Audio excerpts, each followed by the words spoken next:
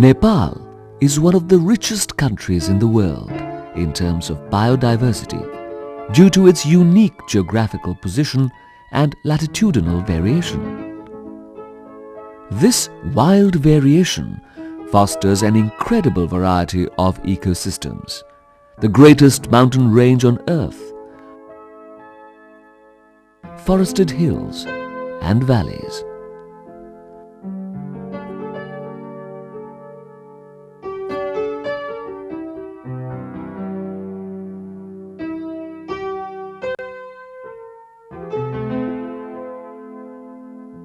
The rectangle of Nepal, on the flanks of the eastern Himalayas, is only 160 kilometers, that is 100 miles wide. Yet, in that short distance, it drops from the dizzy heights of its northern frontier to an altitude of only 100 meters, 330 feet on its southern border with India. The Himalayan mountains were created by geological processes that began around 150 million years ago, when a giant raft of the Earth's crust, bearing what is now India, broke away from the huge southern landmass. The raft drifted northward and collided 60 million years ago with Asia. The intervening former ocean floor was buckled into a vast mountain range, the Himalayas, meaning home of snow. The valley between the roaring peaks of Annapurna and Dholagiri abound in saligrams. Saligrams are black fossils of marine animals that have a spiral shape. These ammonite fossils date back to the Jurassic period over 100 million years ago and provide dramatic evidence that the mighty Himalayas were indeed once underwater. The Himalayas curve across South Asia some 2,400 kilometers, 1,500 miles. They stretch between Jammu and Kashmir in the west and Assam in the east, and along the way sweep right across northern Nepal. A mountain flight in a light airplane takes one close to the famous ranges.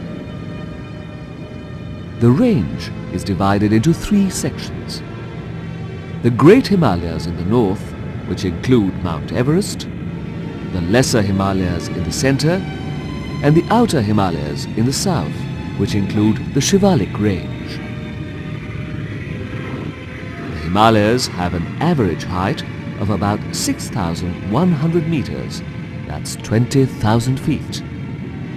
Of the 109 peaks in the world rising to more than 7,315 meters, or 24,000 feet above sea level, 96 are in this range.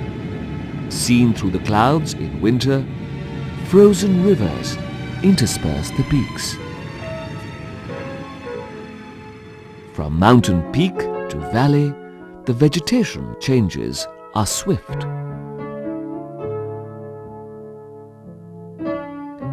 Bare slopes and ice take over the peaks.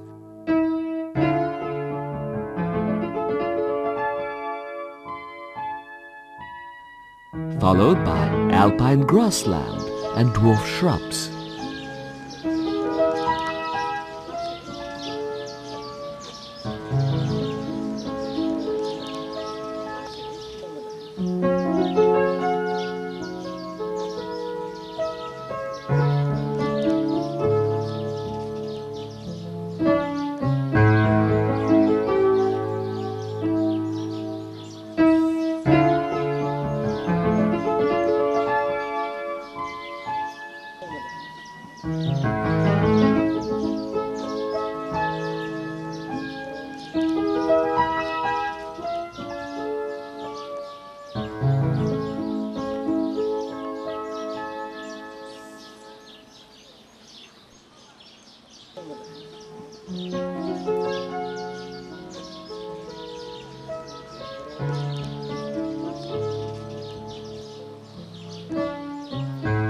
Deodar dominates the coniferous zone.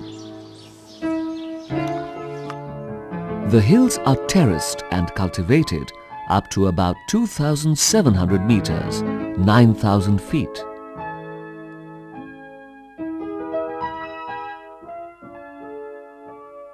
The cable car to Manokamna, a popular temple of Nepal, offers a good view of the ridge across the Trishuli river.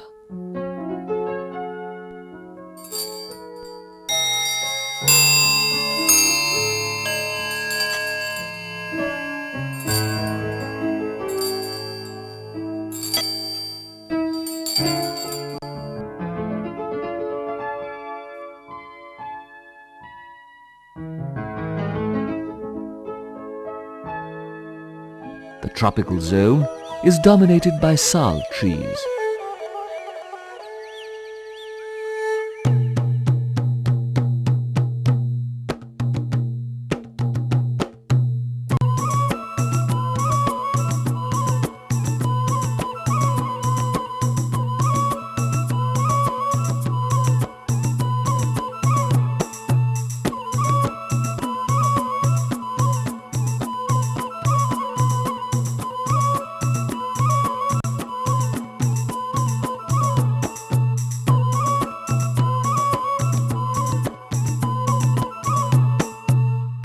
A trip on a dugout canoe takes one through the Rapti river, through the Terai jungle. The canoe is dug out of wood from the sal or silk cotton tree.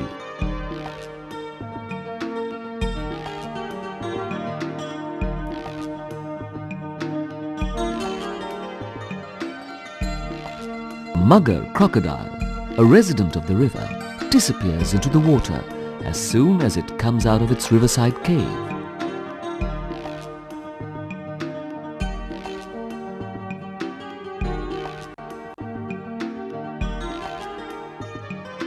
Another mugger is half immersed, still like a rock. Sandpipers move around in groups in shallow waters.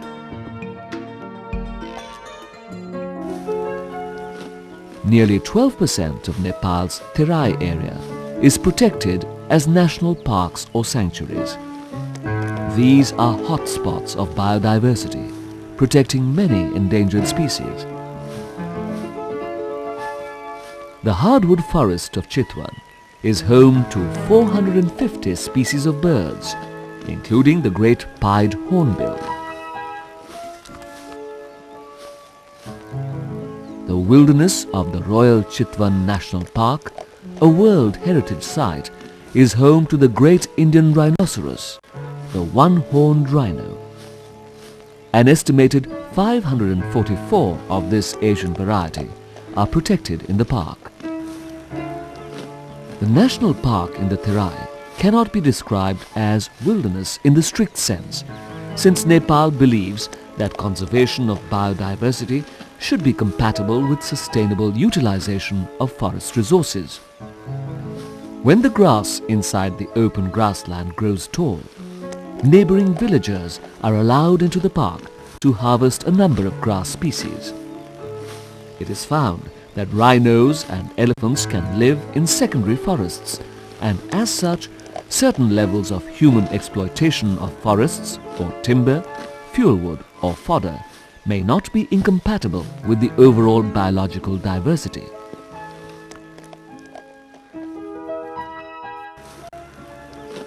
The rhinos are noticeable with their protruding horns made of compacted hair. Horns are present in both the male and the female. The body of the rhino is covered with a heavy studded armor that is prominently folded in front of the shoulder and around the hind legs. The rhino's tail is set in a deep groove in the buttock area. The rhino is hairless. All rhinos are nearsighted, which causes unprovoked attacks in self-defense when a rhino is surprised by, say, a bicycle.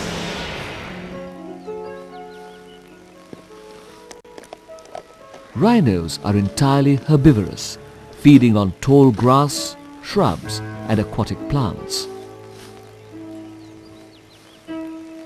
Female rhinos usually produce one young after a gestation period of about 18 months. A rhino calf may stay with its mother for more than 2 years. Calving occurs once in 6 to 7 years. The average lifespan of a rhino is about 70 years. This mother rhino bears bullet injuries, signaling that poachers are an ever-present threat to these animals. Rhino parts are traded in the international market at very high prices. Since 1975, the Royal Nepal Army has been responsible for dealing with poaching and enforcement of conservation laws. Punishment for rhino poaching is 15 years in jail or a 1 lakh rupee fine or both. Every year, catastrophic floods in the Tarai wipe out large populations of ungulates. One could catch fleeting glimpses of spotted deer as they dashed through the undergrowth. Sambar deer were also rare to come by. With the decrease in the supply of prey, tigers have become most elusive.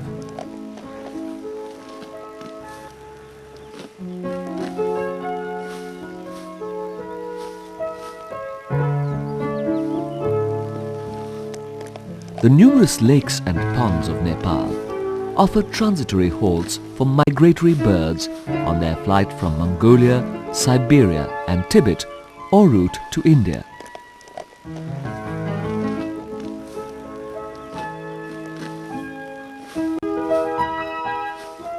The community forests of 20,000 lakes, a Ramsar site, is a paradise for bird watchers.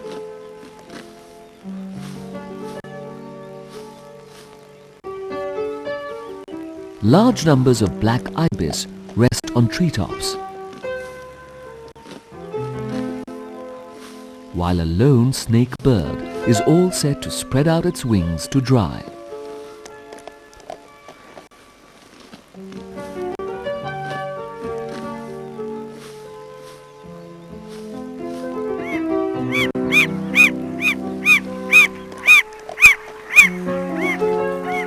A small party of coots near the hyacinths seems to have broken off from a much larger group circling overhead.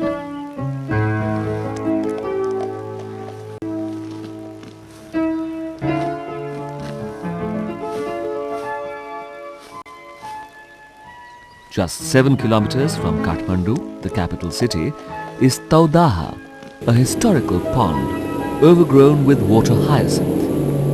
Winter visitors like ruddy shelducks and poachards are seen swimming about here.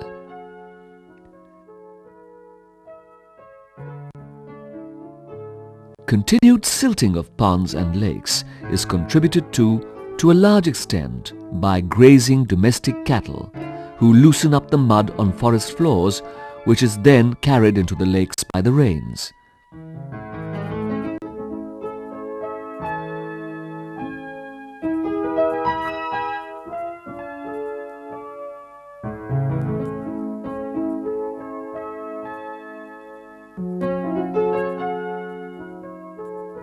Unchecked mining is denuding hill after hill. As naked hillsides replace the thick woodlands that normally absorb and store rainfall, Nepal suffers lethal floods and mudslides during the monsoons and serious water shortages during the dry season. The wild elephants of Nepal have all but vanished. The occasional herd is from the forests of the Shivaliks and the Terai along the Himalayan foothills in Uttar Pradesh in India. With rapid changes in the landscape and increased human activities, the elephants stopped their seasonal migration around 1994 through the forests of Uttar Pradesh, India, to the connecting forests of Kanchanpur, Kailali and Bardia districts of Nepal. They are now confined to forests that cannot sustain their basic needs. Elephants do appear on the landscape of Chitwan as transport to carry tourists into the forest. They are seen in the rivers along with their mahouts, who scrub them clean and give them a bath, with curious tourists watching from all sides. This one is even obliged to give a bath to the apparently delighted tourist on her back.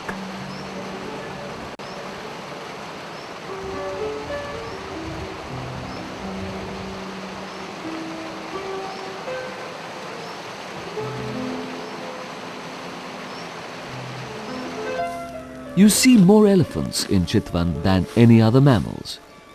This time at the imaginative breeding center for endangered elephants on the banks of the river Rapti.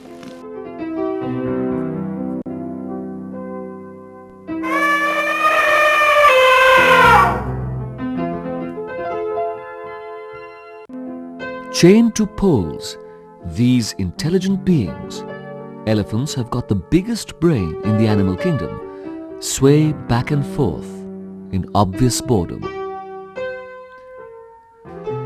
The spectacular evolutionary history of the Proboscidea, the order to which elephants and elephant-like mammals belong, begins about 60 million years ago. There are only two living representatives of the Proboscidea now, the African elephant and the Asian elephant.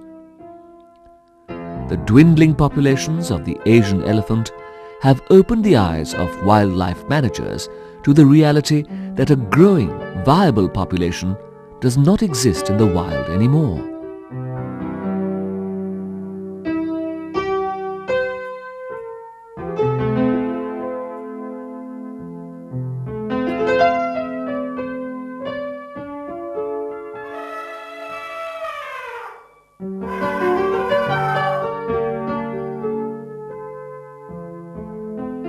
The young ones at the elephant breeding center roam free within the enclosure. They are naturally curious and explore their surroundings.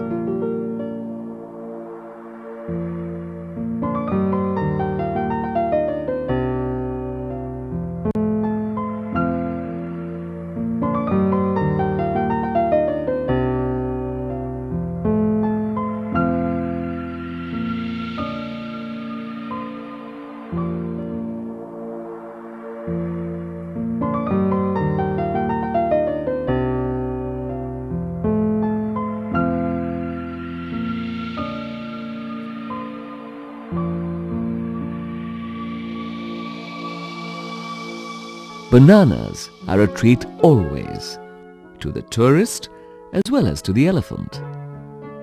But who will teach him how to coordinate the 10,000 odd muscles in his trunk to pick up food? This exclusive appendage has myriad uses in the jungle: to identify, visualize, gather clues, communicate from infancy, establish kinship by entwining, store vital information from smells and textures, to testing the muscular strength of their playmates. Will the elephant, unable to realize the full potential of this appendage, slowly evolve to have a nose like other animals? But the privilege of knowing whether elephants are in the process of evolving into new forms or not is not ours. Since alterations in genetic makeup can occur only as each new generation is conceived, it follows that we cannot witness in our own lifetimes the cumulative effect of many generational changes in animals whose longevity is about the same as ours. The consequences of inbreeding or loss of genetic variation in elephants have not been studied in detail.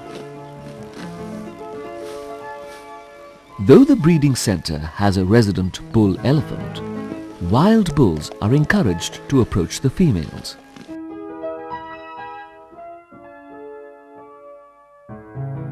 For many scientists, elephants are fundamental to the environment, and they classify them as keystone species, or even super keystone species. This means that the elephant's role in ecology is so significant, it is a key factor to the maintenance and continuity of the ecosystem. According to these views, if the elephant disappears, its entire ecosystem may be lost.